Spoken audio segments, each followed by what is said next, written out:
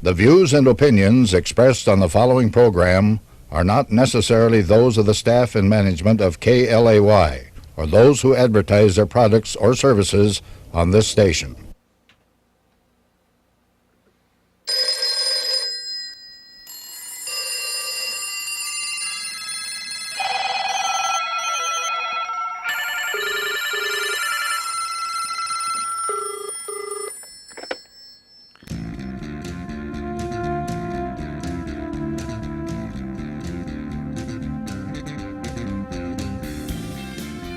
Welcome to Ask an Atheist, where our beliefs are guided by evidence, not faith.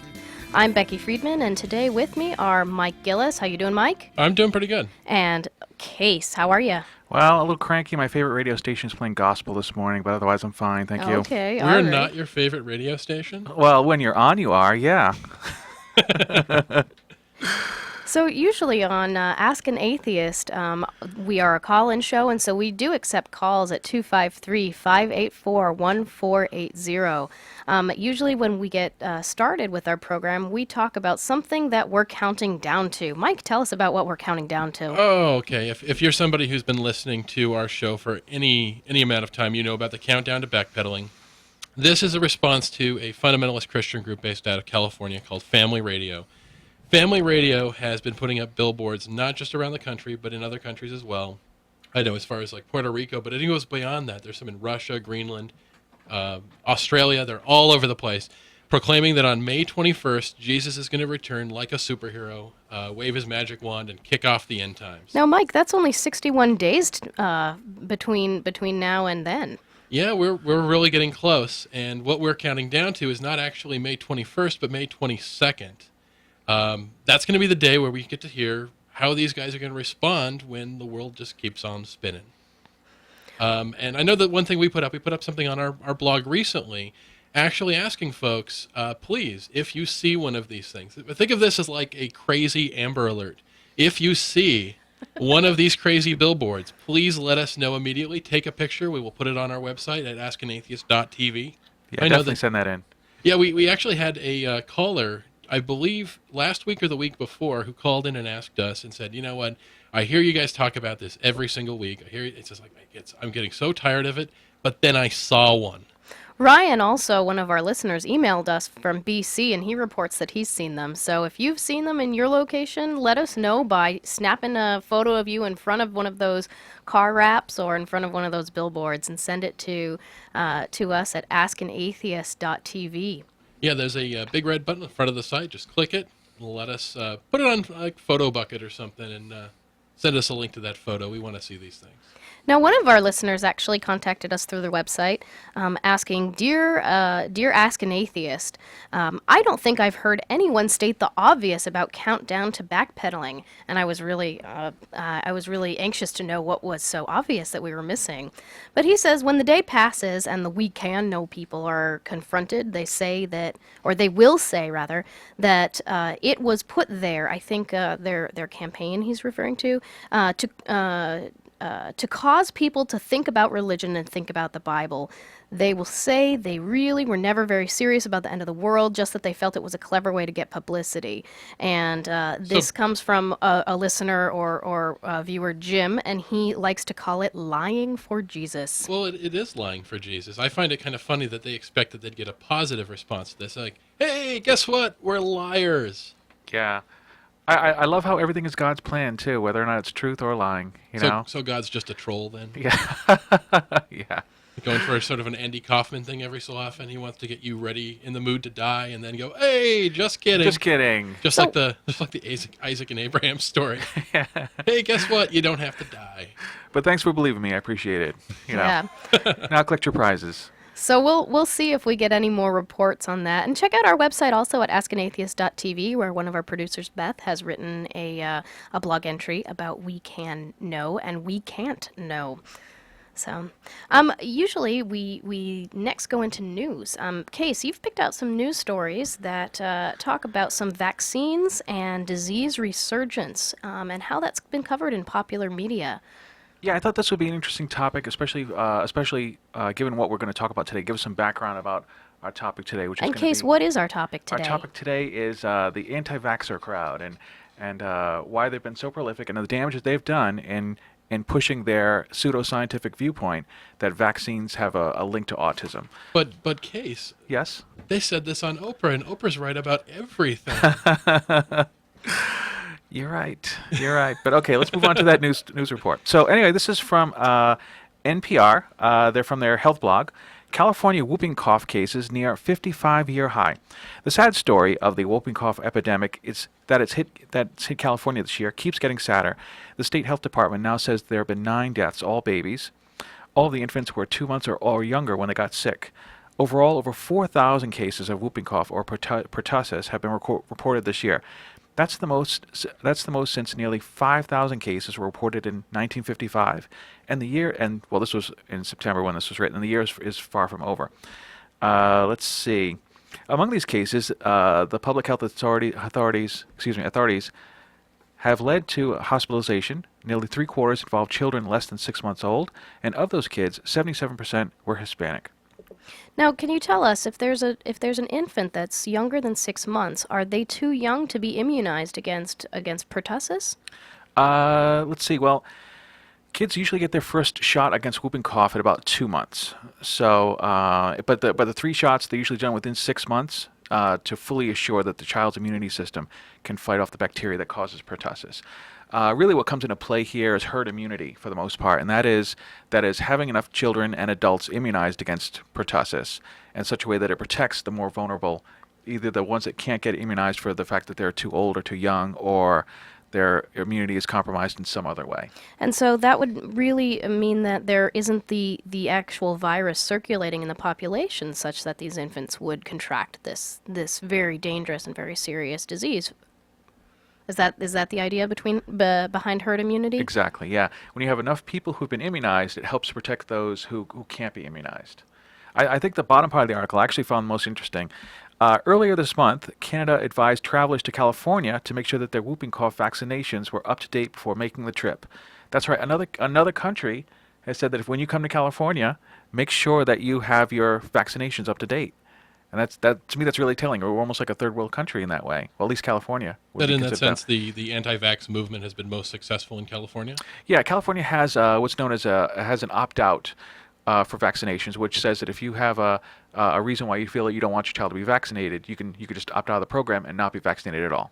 Does the state of California take a stance on this? Do they say that we would prefer that you were, or do they take some sort of cowardly neutral stance on vaccination? I think they go the cowardly neutral stance on that one. Yeah. So anyway, that's one of the news reports we had. I know you had another one for us, Mike. Yeah, this was from Bloomberg Health News. Measles outbreak triggered by unvaccinated child. Case illustrates that people who choose not to vaccinate put others at risk, researcher says. What began as a family trip to Switzerland in 2008 ended up as a public health nightmare in California. The family's 7-year-old boy, who was intentionally unvaccinated against measles, was exposed to the virus while traveling in Europe. When he returned home to San Diego, he unknowingly exposed a total of 839 people, and an additional 11 unvaccinated children contracted the disease. 3 of those infected were babies too young to yet have received the measles vaccines, and one of these babies was hospitalized for 3 days with 106-degree fever. So that baby then, Mike, would be an example of one of those individuals who is protected by herd immunity. Absolutely, and that when you choose not to vaccinate your child, you're not just making that decision for your child, you're potentially making health decisions for other people's children as well. Wow. Is there anything more that the article says? Yeah, there was a rep from the CDC who said this study serves as a reminder that measles can be a very serious disease. It can lead to severe complications and death, and that the measles, mumps, and rubella, that's the MMR vaccine, is highly effective and the best way to prevent measles. It's also a reminder that people who choose not to vaccinate don't just put themselves and their own children at risk, but like I said, also their communities, and including a lot of infants who are too young to be immunized. Yeah. So anyway, where we're going with this is that these are diseases that have long been considered defeated by modern science. With the whooping cough outbreaks that are at a 55-year high, we have measles being the leading cause of vaccine preventable deaths among young children. And then here in the U.S., we had our first polio outbreak in 26 years, not long ago. So And that was one incidence of one individual with polio in the United States, if I'm correct, if I'm thinking of the right case? Yeah, the one that affected the Amish community? Yes? Yes, yes. So, Is the Amish community a community that vaccinates? Or, I mean, I know that they do take certain stances on not using certain technologies. right, I think electricity, obviously they're against electricity, but I don't know what their vaccine.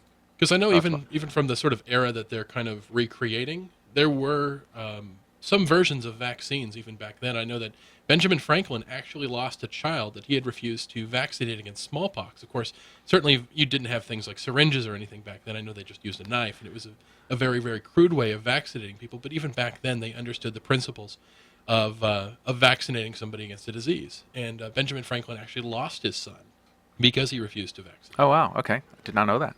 Well, if you, our listeners, know about the Amish community or about have anything to ask us about vaccination or non-vaccination, feel free to give us a call at 253-584-1480. Okay, so, well, vaccines have been out for these diseases for decades now. They're considered to be one of the greatest triumphs of modern medicine. They prevent some 16 kinds of diseases, increasing our lifespan of our population by some 30 years. So they are a known quantity, so to speak. And so why aren't people vaccinating anymore? And that's the issue we thought we'd tackle today is what's going on with parents and vaccines. And it can pretty much be traced to Dr. Andrew Wakefield, who is a doctor at the Royal Free Hospital in England, and he published an article in the Lancet in 1998, and that article put forth a hypothesis that there was a link between autism and the MMR vaccine. In a nutshell, the MMR vaccine is a vaccine for measles, mumps, and rubella. It's 3 vaccinations in one. And what Andrew Wakefield had said was that these 3 vaccines taken together cause they get lodged in the intestines. They cause the proteins get lodged in the intestines. They cause a toxin to leach into the body, and this affects brain development. That was his theory. So parents all over the UK took this message as well. Parents who had autistic children took this message to heart. They finally felt like they had someone to speak for them. And so in the years that followed, Wakefield's research was not reproducible. They also found they had a conflict of interest. They found that the children that he used for the study were referred to him by attorneys that were looking to sue the vaccine makers. And then we also uncovered the fact that Andrew Wakefield had a patent that he filed a few months just before his Lancet article, which he was trying to make his own vaccine and trying to profit from that. So even without the obvious financial incentive of creating his own vaccine, you have a question of somebody skewing a sample on a bit of scientific research. That if, like, for instance, I'm trying to create a link or discover if a link exists between, say, people living near a power plant or near a freeway or something, and lung disease or cancer or whatever, and then I inject into my study a bunch of people who are already suing or looking to sue the thing I'm investigating. I'm already skewing it by injecting people who have that disease rather than taking a random sample. Right. Not only do you have multiple lines of conflict of interest, both financially, but also when he starts to use a sampling that is not random, that's pre-chosen, then you definitely have a distortion of science. And this was clearly for gain of some kind, either prestige, money, who knows. So anyway, it wasn't long before the Sunday Times investigative reporter Brian Deere, he had actually picked up on this, and he's actually the one responsible for us uncovering a lot of these facts about Andrew Wakefield. So they had a big expose about him, and within 11 months, Andrew Wakefield left the UK and came to the US. And when he came to the US, his story changed a little bit, and that was it wasn't necessarily these 3 vaccines put together. It was an ingredient in one of the vaccines called thimerosal that was causing autism. So, Case, if he had an original hypothesis or an original claim that he then wanted to test in the UK, and it turned out that this study was not legit due to the conflict of interest that you guys have spoken about, and about the sampling sizes and the actual sample being skewed, do you think that this was would have been able? Do you think that Wakefield would have been able to come to the U.S. and test a new claim or a new hypothesis? It seems to me like this would be a great opportunity to test a new one. Is that what resulted? Well, no, that's not the path he took. What he did was he set up an organization called Open House in Texas, and what he did was he took in children, and he claimed that he would diagnose, treat, and in some cases cure children with autism. Are you saying that he claims that he has a cure for autism? Yes, and we'll get to that in a minute. What I thought would be great though is if we for some of our listeners, if we just at least cover what autism is. Autism is a spectrum brain disorder that impairs social function and communication, and autistic children often suffer from repetitive and restrictive behavior. And so, for parents of these children, it's a very difficult disease to live with. In that disorder, I should say, to live with. In that the children are very hard to raise. They don't make eye contact. They don't follow social cues, and they could be very, very difficult to raise. Is autism a relatively new disorder or phenomenon that we've seen, or has this been around for a while? It's been around for a while, but one of the things that people find striking is that in 1980, there was only 1 in 5,000 children was considered autistic. I think the current sampling in 2010 was 1 in 110 children are considered autistic. So this has caused alarm, understandably, among many parents who are looking for an answer as to why this is. And I can imagine that they'd look very hopeful upon somebody who claims not only that he has a specific cause that completely takes it out of their hands and gives them somebody to blame for this, but also gives them that hope for a cure, whether there's any evidence behind it or not. Right. A lot of parents feel like, a guy like Andrew Wakefield, who has rock star status among parents with autistic children. Many of them feel that he's like the lone voice who's speaking up for people who don't have a voice, and unfortunately, he's turned out to be not much more than a huckster. Yeah, that's really sad. Yeah. Well, if you have, our listeners, if you have any experience with autism or raising autistic children, any experience with any kind of, vaccines or debates in your family about whether to vaccinate or not, please do call us at Ask an Atheist at 253-584-1480. So one of the things I definitely want to touch on, the fact was that this is a very emotional issue. And I've seen a few television specials. I've seen some websites about this, and many parents who have autistic children they're angry, they're sad, they feel vulnerable, and they want someone or something to blame. And that's why Wakefield and the anti-vax message is so seductive. It's because not only does it claim to have a simplistic answer for a simplistic reason for autism, but maybe they have a cure. And so they come across as standing up for little people. But the truth is, and we're going to cover that, is that they're profiting from the tragedy of others with little or no scientific backing for their claim. And we'll be back after our break, after a word from some of our sponsors, where we'll talk a little bit more about this emotional resonance with parents, about evidence regarding vaccines and vaccination, and about evidence-based medicine and things like that. We'll talk a little bit more about Andrew Wakefield. Again, please give us a call at 253-584-1480. Hot button topic at Ask an Atheist. We're looking for anti-vaxxers.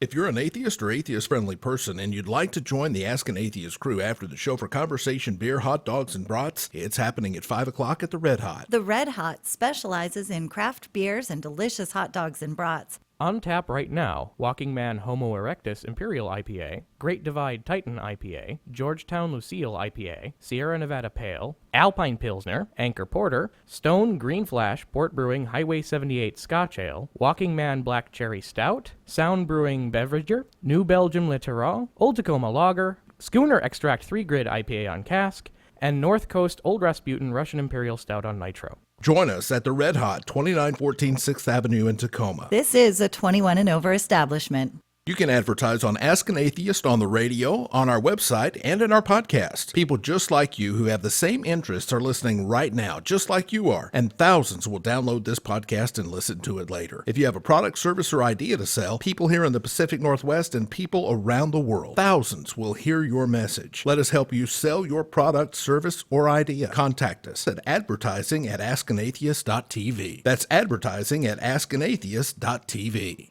Tacoma Telematics wants to help you connect with your clients. We can give you a top-notch web presence. Tacoma Telematics can take your website to the next level and make it an integral part of your business. But that's not all. We can set you up with VoIP, bringing large corporation phone systems capability at mom-and-pop prices. We build intuitive interfaces to help you manage your resources quickly and efficiently. Take advantage of our holistic approach to helping your business succeed through and with technology. At Tacoma Telematics, we are committed to personal and professional integrity, open communication, and long-term relationships. See us at TacomaTelematics.com.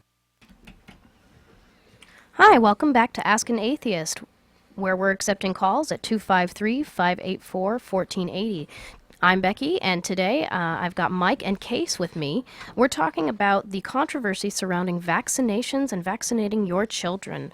We were just talking about how autism is one of the most really emotionally wrenching things that a parent can experience in their family, and how many of these individuals who are raising autistic children are looking for some kind of cause.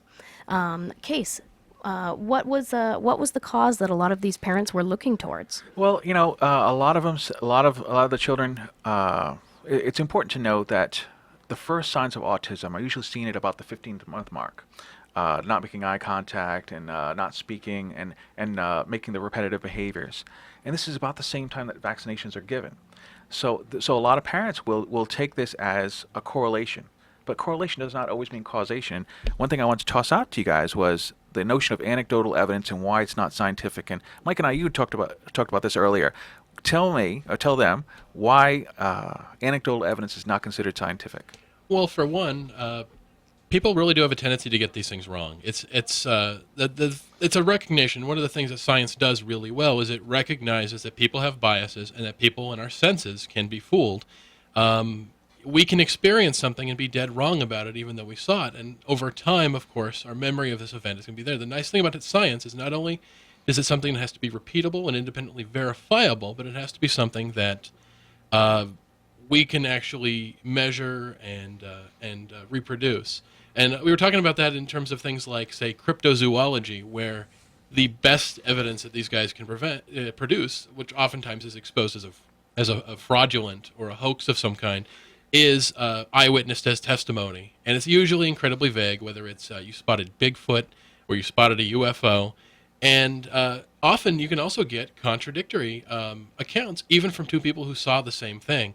So one of the really important things to do in science is not only can we witness or invoke this thing to happen in a controlled environment, but also that we recognize that our own senses can be. And that's the thing about things like, say, peer review, that even Andrew Wakefield writing something like this, he has to kind of run the gamut. He's got to run the gauntlet of all these other scientists saying, okay, let's actually look at the research. Did you cross your T's? Did you dot your I's? Did you do due diligence? Right. And now, surely, Mike, we wouldn't want to invoke the kind of conditions in a controlled environment where we try and actually invoke autism in children. That would just be unethical and tragic. So how would you have a study that would sort of look at the development of autism and try and look at correlations and even causal links? Well, I think you'd have to find children that are already diagnosed or at least exhibit the symptoms of being autistic, and take them from a certain sample size. Do you find that there's anything that these children have in common? Is there anything that they've been exposed to? Are they living in a certain area? Is there something you can connect to some sort of socioeconomic situation? Isn't this just what Andrew Wakefield did, though? That's what many people have said. Yeah, but he did it with a remarkably small sample size. One of the things I love that P.Z. Myers, who's an atheist blogger, does is he points out how a lot of online polls are eventually bunk. That essentially, if I put if we put a poll on the Ask an Atheist website that said, "Does God exist?" and then we asked our listeners and our fans, many of whom are atheists, to vote on that, you're not going to get a representative sample of the population. No, it's the same way that if I was I ran a political party, and I said, "Who are you voting for president?" and I put that poll on that party's website, it's going to be horribly skewed by the people I choose. Andrew Wakefield not only chose an incredibly small sample of people, but he also chose a number of them were already biased, people that were actually looking already to make that link. And I actually did work at a market research place doing phone surveys, years ago, and there's a lot of painstaking work that goes into making sure you hit your quotas. Like if, for instance, this percentage of the population is Caucasian or African American, this percentage of the population is male, is female. You want the survey size, even if it's something like a few hundred or 1,000, you want that to represent the population as a whole as closely as possible, so that the sample size isn't just taken from one area. Like if I just do one neighborhood or one church or one room of people, it's not going to work. It's like, what is the median income of a group of people who are in Congress? It's a much higher than a group of people who live in a trailer park. So you can't use this very specific group to make a generalization about all of the population. You know, that's why I like the study that Denmark had done. They have a national health registry, which is really robust. It's and what they did was they track the life in Denmark. They track your life, your health, how long you've lived, where you've lived, what you died of, and that sort of thing throughout the entirety of your life if you're a citizen of Denmark. And what they did was, So you're saying the sample size is an entire country? yeah, which is very nice. And what they did was they analyzed the data on children with autism and compared it. And what they did was they found that children, they found no difference in autism between vaccinated and non-vaccinated children. So no difference in the rate of autistic children between those who were vaccinated and those who were not vaccinated? That's correct. And you would expect some sort of a correlation between the non-vaccination and a drop in autism. Exactly. They also repeated this study in Japan and the U.S., and in the UK, and they all had the same findings. There was no causal relationship found between vaccination and autism. These are very, very authoritative, peer-reviewed studies, and that they completely shut down the whole notion of vaccinations causing autism. And now, is this Andrew Wakefield's original hypothesis that it was all three, measles, mumps, and rubella, German measles, vaccine combined into one that had no link to autism? Or was it that there was no link to an increase in autism for vaccines that carried the preservative thimerosal? Or was it over a whole period of time? Oh, well, the Lancet article, that was with regards to the MMR vaccine specifically. When that was exposed by the Sunday Times, when it came to the U.S., it changed to thimerosal. And thimerosal has been primarily, ingredients in vaccines in general, has been primarily the hypothesis put forward by anti-vax groups such as Generation Rescue, Autism Speaks, Jenny McCarthy, and Andrew Wakefield. So the original hypothesis that it was the close succession of these viruses all sort of thrown into one, where he would rather stagger them. And now he's completely changing his reason, but keeping his conclusion and saying that no, it's in fact this preservative. But as you said, that preservative was taken out. Has he changed his tune? Yes. Well, the tune has changed from mercury to aluminum to other ingredients. I haven't kept track of actually what Wakefield is saying right now, but he still promotes a link between the two. Well, we do have a caller on the line, Bill from Olympia. Bill, it says here that you took care of your grandson who developed autism. Bill, are you with us? Yes. Hi, how are you doing today, Bill? I know that this is can be an emotional or difficult topic. What did you want to tell us about? Well, basically, I was asked by my son to come and live with them while my grandson was growing up, because they had him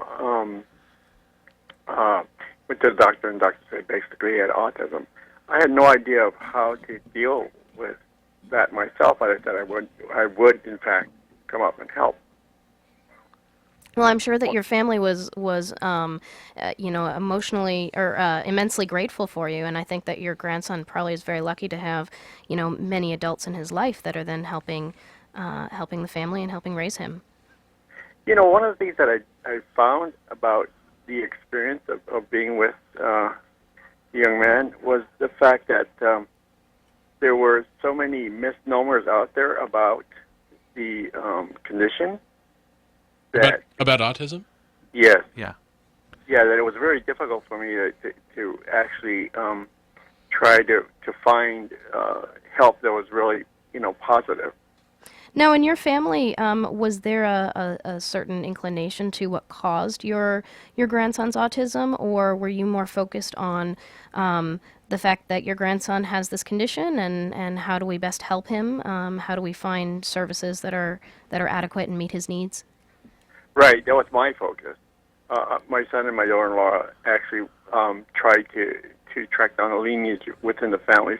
We ourselves in our family, we didn't have any conditions like that or similar to that.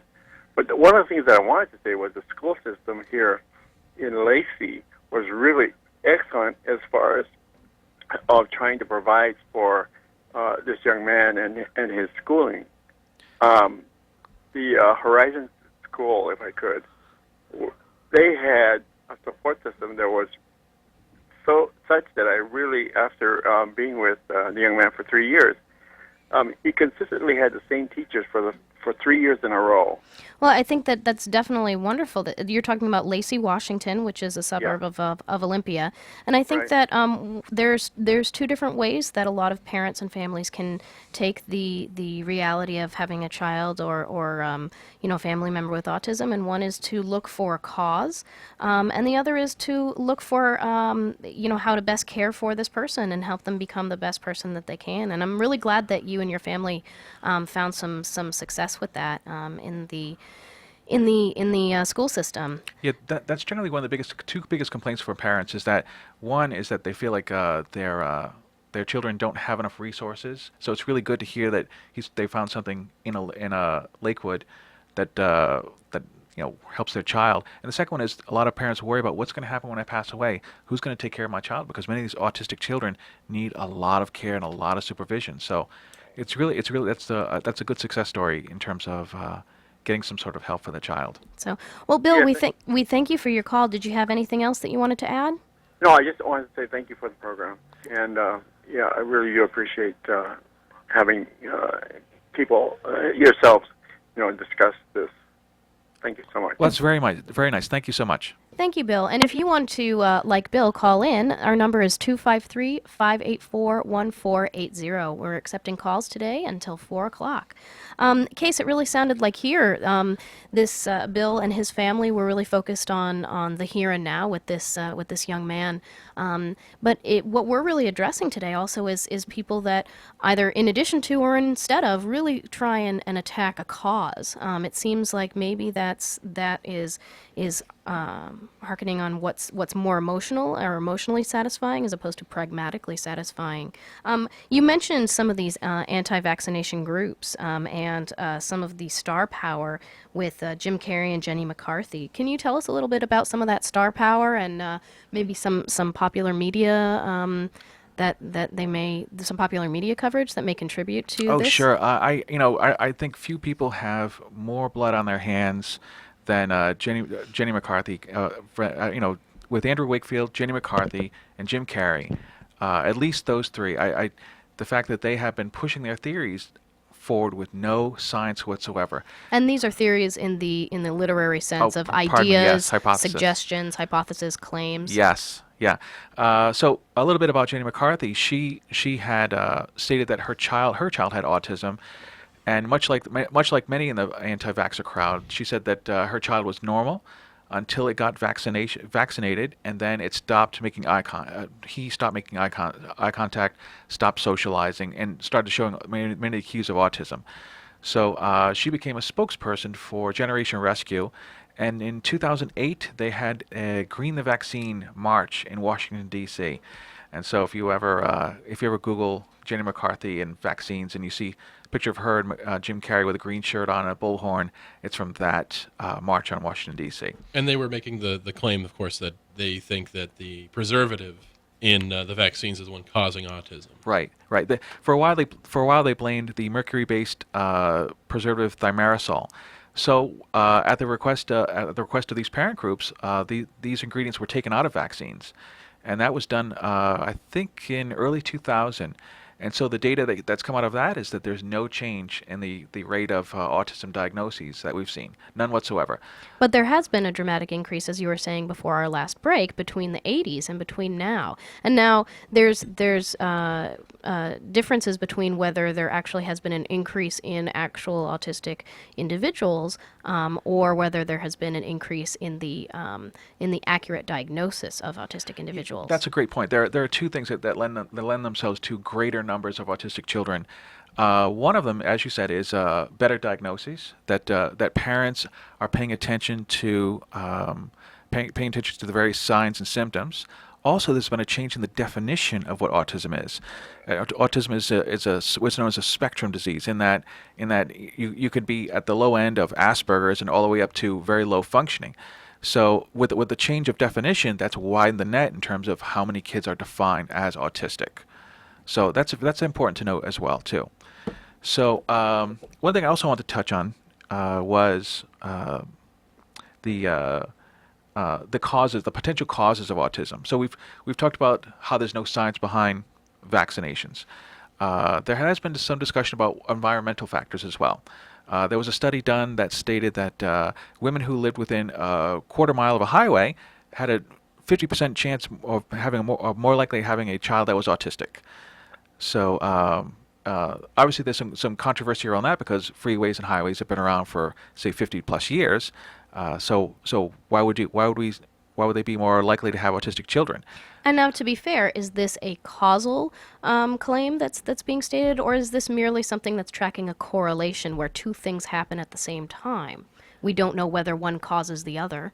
There also could be a socioeconomic factor in this too. I imagine that there aren't a lot of country clubs right next to the freeway, and that the people who, say, live near the freeway have a tendency to not have as much money as people who can afford to live away from them, and maybe that's the deciding factor there. That's entirely possible. The quality of medical care that somebody's able to get. I have also read studies that indicate that children of color who are on Medicaid receive an autism diagnosis on average several months later than white children on private insurance. So maybe the date of diagnosis and the beginning of different kinds of therapies and intensive occupational therapies may have an effect on that as well. That's entirely possible. Yeah. Another factor that was cited was the age of the parents. Another study that was done stated that for every 10 years old that a mother is, the chances of her child having autism increase by 30%. So, and same thing with the father. For every 10 years old that the father is, every increment of 10 years, the rate goes up 20%. So we know that people are getting married later on in life, and we know that they're having children later on in life. This may have something to do with that. And with autism. And lastly, Bill from Olympia, our last caller, had talked about how they had looked back in their family and seen that there were no behaviors suggestive of autism in their family lineage, but there has been some discussion about a genetic component. Yeah. Has there not? Yeah. What we do know is that identical twins have a 90% likelihood of both being autistic. So that seems to suggest that there's a genetic marker involved in autism. And when we come back, we're going to take a break for a few moments, but when we come back, please do feel free to call us at 253-584-1480. We're going to continue talking about the link between vaccinations, or the purported link between vaccinations and the rise of autism. You're listening to Ask an Atheist. We're available on askanatheist.tv. We'll see you back in about 2 minutes.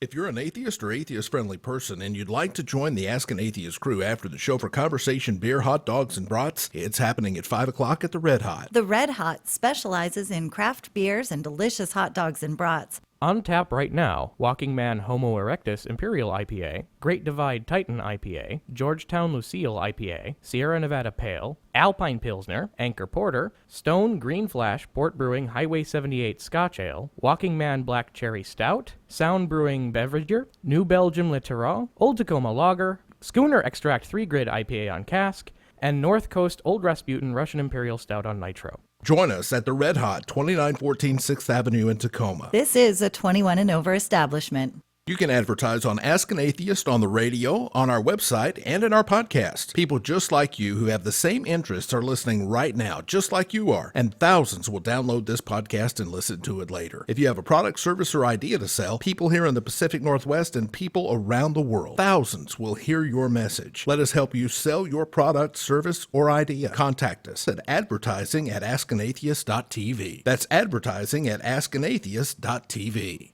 Tacoma Telematics wants to help you connect with your clients. We can give you a top-notch web presence. Tacoma Telematics can take your website to the next level and make it an integral part of your business. But that's not all. We can set you up with VoIP, bringing large corporation phone systems capability at mom and pop prices. We build intuitive interfaces to help you manage your resources quickly and efficiently. Take advantage of our holistic approach to helping your business succeed through and with technology. At Tacoma Telematics, we are committed to personal and professional integrity, open communication, and long-term relationships. See us at tacomattelematics.com. Welcome back to Ask an Atheist. We're taking calls until 4 o'clock at 253-584-1480. I'm Becky. With me today are Case and Mike. We're talking about the purported link between vaccination and autism on Ask an Atheist today. If you would like to call us, please do. If you would like to email us, please do at askanatheist.tv, where there's a big red button where you can click on it and ask a question. You know, the irony of vaccinations is that they are the victim of their own success. The community recollection of these diseases has largely disappeared. We're pretty much a generation or two away from parents seeing how bad polio or whooping cough is firsthand. Now, I think even myself and Mike were born after the era where children in the U.S. were regularly vaccinated for polio, because now we count on herd immunity. We count on the fact that there is no polio circulating in our population, and so neither Mike or I have been vaccinated.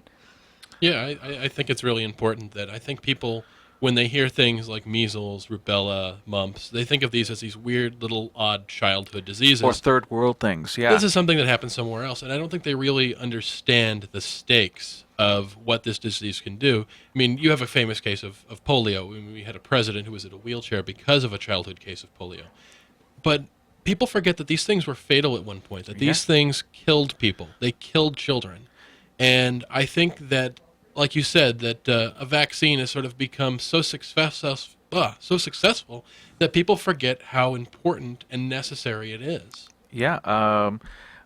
We haven't seen teenagers die of diphtheria, for example. I mean, that's completely been eradicated thanks to the success of vaccinations. Yeah. Same with smallpox, and I know that in the early 2000s and mid-2000s there were some smallpox scares where we started pulling up old photographs of individuals with smallpox, and I know that I was in my 20s and I had never seen what someone with smallpox actually looked like. I thought it was maybe a bad case of chickenpox. No, much worse, much scarier. Yeah, we forget that there was a time people died from these diseases. They died. Yes. Children died in horrible, horrible ways, and that even when people contract these diseases today, because of their immunizations, they're able to fight off these things much worse than an unvaccinated person. There are actually some parents out there who think that these type of childhood diseases are almost a rite of passage, that you're supposed to get measles and you're supposed to get these other diseases as part of your childhood, and that's what makes you stronger as you grow up. Now let's talk a little bit about the mechanism behind inoculation. Literally, it is just entering a pathogen entering your body and your body developing some antibodies against it so that you don't develop the symptoms and the full-blown disease at a later time. That's the mechanism behind inoculation. It's the same mechanism behind having a chickenpox party.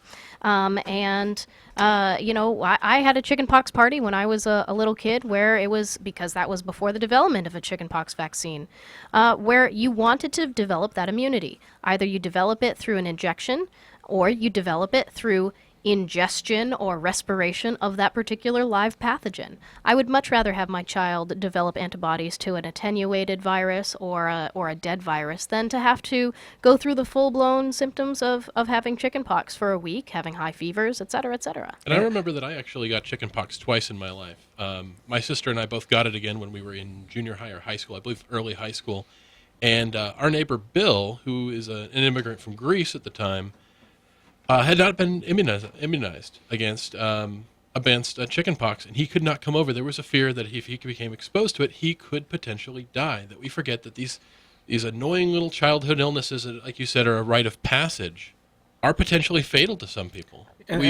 We've really learned to underestimate these and things. that's totally where the notion of anecdotal evidence comes in. Like, oh, I had measles, and some people say I survived, I did fine, and they don't forget that they forget about those who died, or they're not aware of those who died. It's like the equivalent of being attacked by a dog that has a muzzle on. You're like, oh, that wasn't that bad. He pushed me around. And then you have a dog without a muzzle. Yeah. And suddenly it's like, wow, I could really die. Yeah, yeah. So we Well, have some calls there. we do have some callers. On line one, we have a caller who is in favor of or who believes in a correlation between vaccines and the development of autism. I'm sorry, I didn't catch your name, but are you with us, caller in SeaTac? Yeah, my name's Lee. Hi, Lee. Lee. All right, Lee. Hello. I have a son that had an extreme reaction when he was inoculated at 2 months, and it did change. Let's face it. At 2 months, their personality is obviously extremely developed, but the type of child he was, changed, and to this day, he still has certain glitches that I don't know whether it involves a shot, but that are just kind of interesting, unlike a normal child. The other thing that I just want to stop you there real quick. Are you saying that your child has autism or some developmental? No, actually, no, it is not.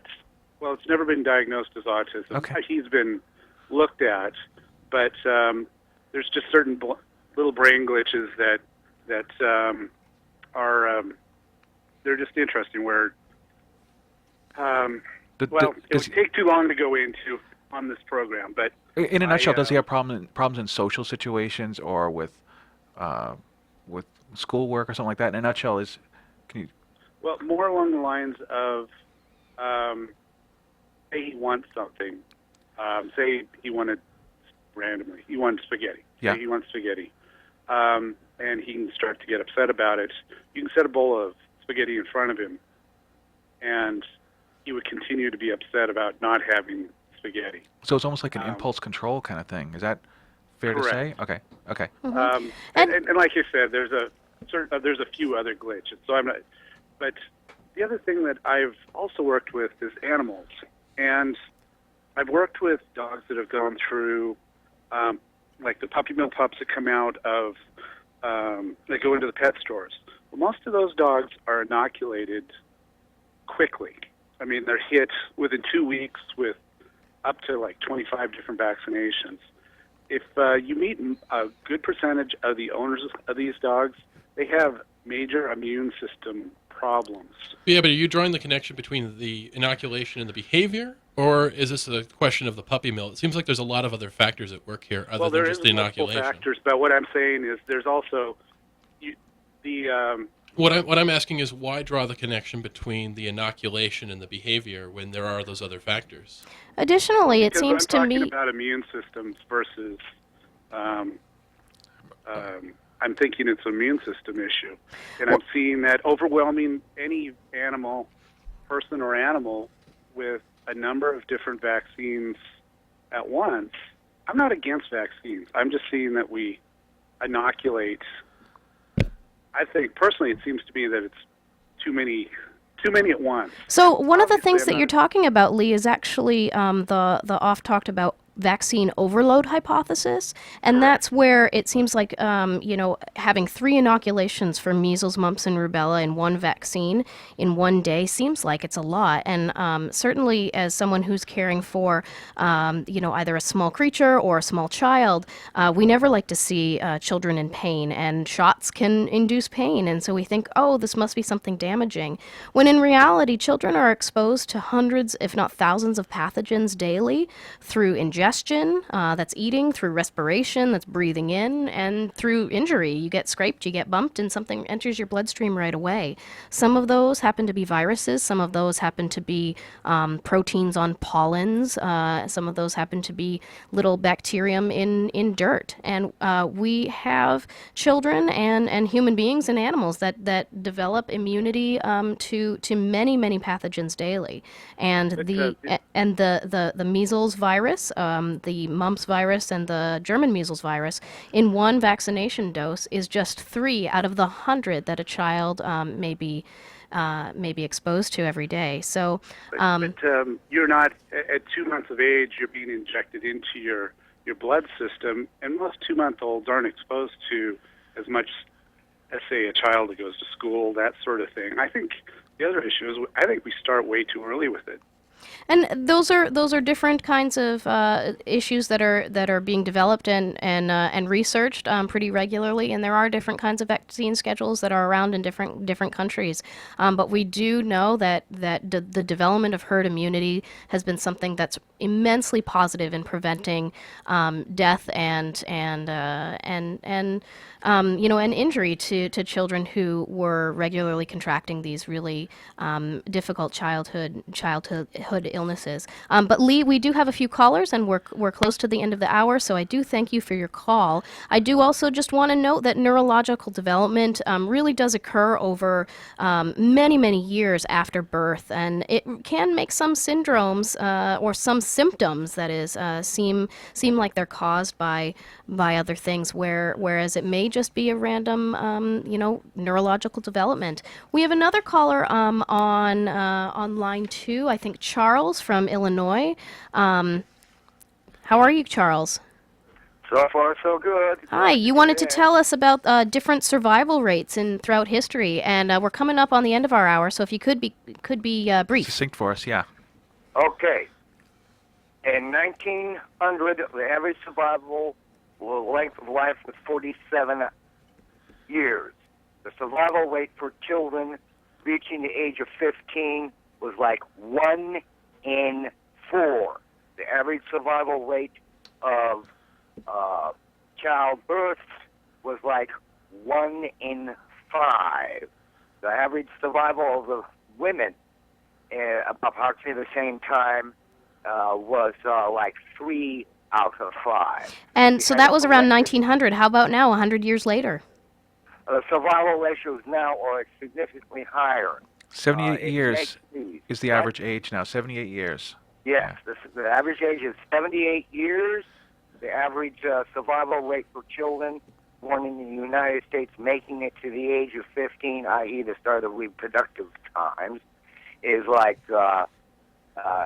close to 99 out of 100 or something like that. And there are definitely many advances in medical care and nutrition that have contributed to that. Yes, in one terms of the primary ones has been vaccination. Absolutely, Yep. a really important part of A lot of- increasing their survival rate. Yeah, a lot Now, I of diseases can that give used to be fatal in childhood, we've conquered. Polio being one of them. It's considered one of the greatest triumphs of modern medicine. Yeah. Yes. Now, one of the best sources of information on this is the book, The Way We Never Were. It describes how we got the image of how wonderful and glorious things were in the past during from the 1950s television series and so forth. I love it. That's great. The Way We Never Were. I'm going to have to check that out. Thank you. Yeah, well, Yeah. thank you so much, Charles. Yeah, we're getting close to the end, so I Yeah, apologize. we'll look up and maybe we can have some reports back through email on those who have read that book or be familiar with that. Thanks so much for calling. Yeah, I'd like to say something about a call that we had earlier. The person who saw it, he made a lot of assertions and a lot of assumptions. One, that there was definitely some kind of some sort of immunology. Something played into the connection between this and the behavior, but I never really saw that connection. However, there is a clear connection between things like measles, mumps, rubella, polio, smallpox, and these vaccines.